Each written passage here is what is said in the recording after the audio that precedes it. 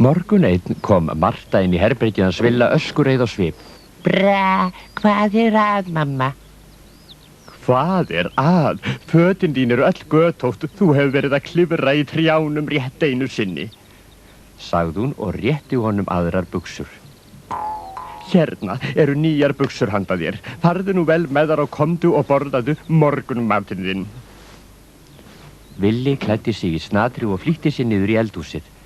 Þegar hann var að ljúka við matinn var bankað á dyrnar en þar voru vinir hans komnir. Má Villi koma út og leika við okkur gobbul, spurði Ívar. Já, ætli það ekki, sagði Marta en leit síðan á Villa og bætti við, mundu Villi, að það bannað að klifra í trjánum.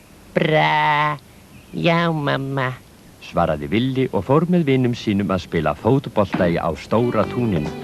Þeir sýndu stjörnuleik. Boltinn flaug fram og aftur og þeir skemmtu sér mjög vel. En það kom að því að Sjonni þrumaði boltanum hátt upp í lofti þannig að hann lenti á einni efstu greinin í háu tré.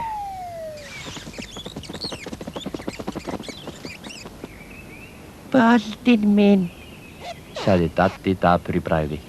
Hvernig á ég að ná honum niður? Gobbul Villi, bannaði mamma þín þér ekki að klifra í trjánum? Spurði Ívar. Villi brosti og sagði, jú, en hún bannaði mér ekki að fljúga. Hann var ekki lengi að finna boltan upp í trénu.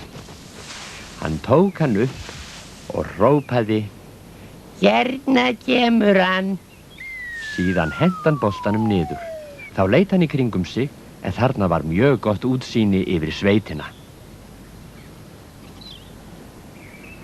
Allt í einu varð slys.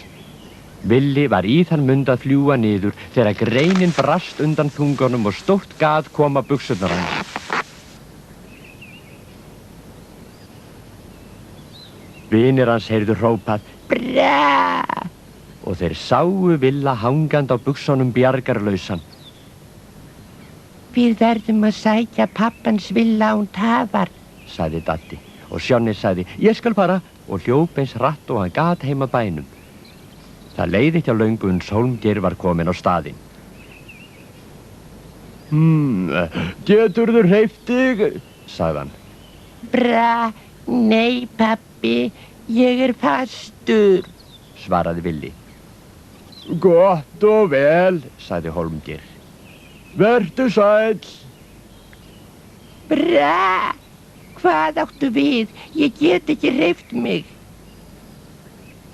Já, einmitt, hrópaði pappans. Þú færð að dúsa þarna dágóða stund. Kannski lærist þér að klifra ekki í trjánum og rífa fötin þín. Og Hólmgeir gekk heim á leið og hló dátt. Daddi og hinir strákarnir hlupu á eftir honum og sögðu að Villi hefði ekki klifrað í trjánum heldur flogið upp til að sækja boltan. Þá fyrirgaf Hólmgeir honum og sótti stiga til að ná honum niður. Þegar að Marta heyrði þetta, grét hún af hlátri og fyrirgaf Villa að hafa rifið buxurnar. Hún gaf öllum vinunum sneið af kóngulóarköku.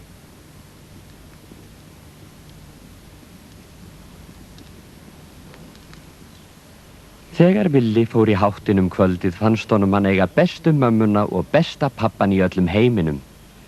En hann ætlaði ekki að klifra í trjánum framar. Góða nótt, bra.